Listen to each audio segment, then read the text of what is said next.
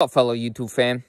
Hey, today I want to talk to you about the problem with YouTube spiritual teachers. Now, whether or not I fall into that category, whether or not people perceive me that way, I prefer to be seen as someone who shares his knowledge and information with people, because ultimately, I'm learning by the school of life, which is out here in nature, or wherever you are, paying attention to the 5 sensory data coming in from around you as it's revealed to your senses. Being present.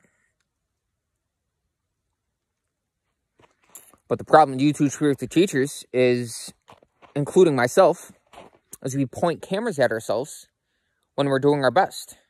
When I'm out here, I'm about to hike. I'm in the flow state. You know, I slick the hair back. And the problem with that is that creates a false image or a false standard that someone who is pursuing spirituality might believe that they should be or should look like. And by doing that, they create a standard inside themselves. And the problem with that is they don't see me when I'm in my downtime, or whoever the teacher is. That's irrelevant. The point is, people making videos when they're in their best, when they're in the flow state, doesn't give a chance for the viewers to see them when they're in their downtime. Or what you could call my sloppy state. When I'm muddling around, simply being, simply existing in my underwear, watching YouTube videos like you are now. The reality is, I do that too. I'm human. The reality is, no matter who you are, no matter who you are, whether you're Gandhi or the greatest yogi, Sadhguru, he's current, right? Whoever you are, whoever you may be, whoever your spiritual teacher is, when we wake up in the morning, you all go to the toilet. That's just the reality of it. So, by creating a false image or false standard, when you put these people on a pedestal, what you're essentially doing is separating yourself from them. As if it was something far off and unattainable. But the reality is, if you simply sit in meditation and still your mind, if you get out in nature and you feel love and feel gratitude, you can get to where I am. That's the reality of it. See, this is the difference between true teachers. I'm going to give you a secret right now. I'm going to give the guru's secret away. Now, the difference between a true teacher and a true entertainer, or a spiritual teacher and a spiritual entertainer. Now, that's not to say that you can't be simultaneously a true teacher and an entertainer. But the distinction between them is the teacher wants you to absorb what he's teaching, to get it intellectually, and then apply it, and become it, and realize it. And he doesn't want you to keep coming back. He wants you to focus it and apply it and do your own thing. Go your own way. Find your own path. Be an individual. But at the same time, contribute to the world. Not feel segregated as if you're a separate individual, but assert your individuality in the world and show other people, hey, I can do this too. Lead by example. And teach them what you learn through your experience. Because anybody can be a teacher. Anybody who realizes the awakened state can teach what they found in their own language, from their own heart, not using buzzwords like indigo worker or starseed or any of these things, but using your own language. Anybody can teach what they realize from the awakened state, which is simply taking no thought, not looking at this and calling it a tree and not projecting onto it, not dissecting it, not analyzing it, not trying to describe it, not thinking I know it. Because when I do that, what I'm doing is I'm defining myself as separate from it. But if I'm simply still in my mind and I'm looking at the tree, then there's a sense of connectivity. But when I'm constantly thinking about it, I'm in my head, then what that does is there's a sense of disconnection. It actually stops an energetic exchange between you and the tree. So the true teacher, you're going to notice something consistent about all of them, is they're going to try to lead you to the antidote to the mess of humanity. And that is simply being still in your mind. To being able to take no thought. Like it says in the Sermon on the Mount, Jesus, take no thought for tomorrow. Because the reality is, it's all happening now. This moment is all there is. Whether you're having thoughts about the past or having thoughts about the future, it's all happening in the present moment. So we got to realize that, thought is great if we want to apply it to whatever we want to create. But the reality is, the awakened state is simply being still in your mind.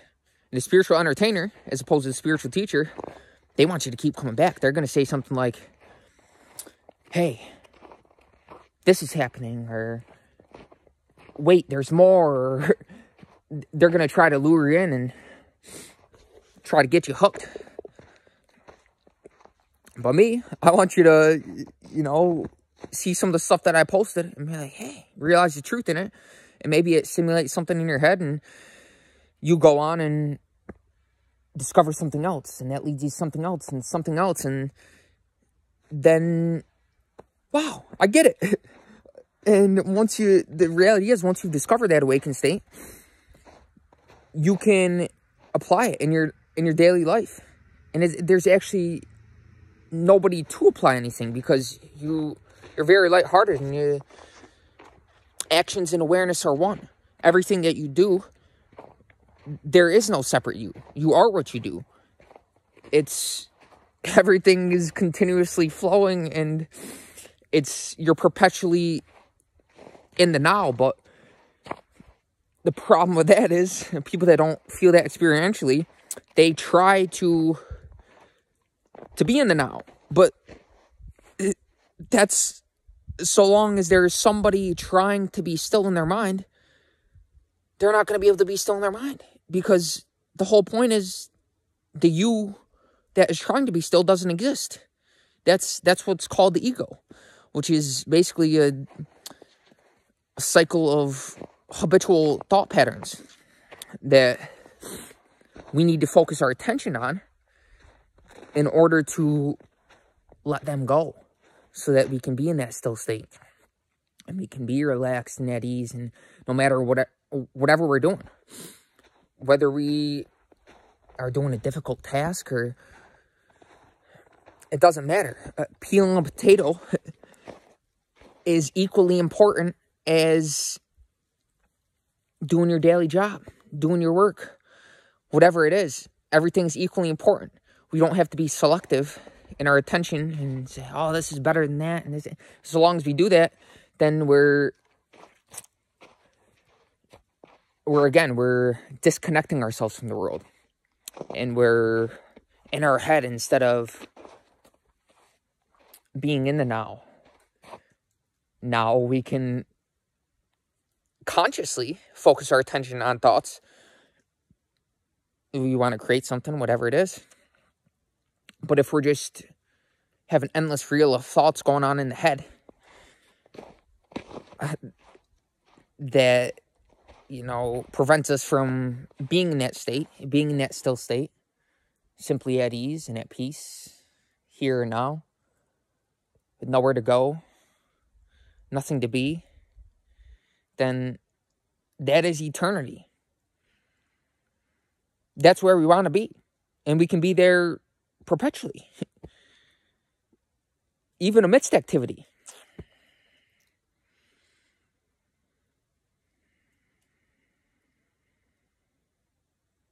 So coming to you with a different vibe today, pep, got a little pep in my step, you know what I mean? Last video was a little bit more slow paced, but it goes to show that we can consciously be whatever we want to be. I can choose to be more feminine or more masculine. And we don't even have to label it as feminine and masculine, because if we're polarized either which way, then, again, we're overthinking things. And overthinking that's basically the ego. That's,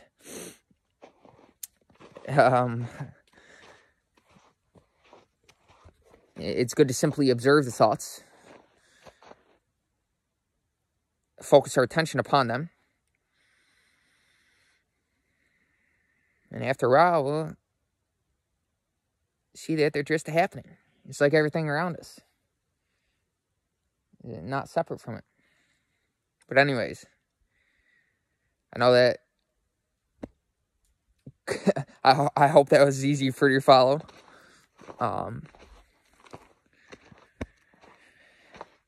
Take care, guys. I'll let you know that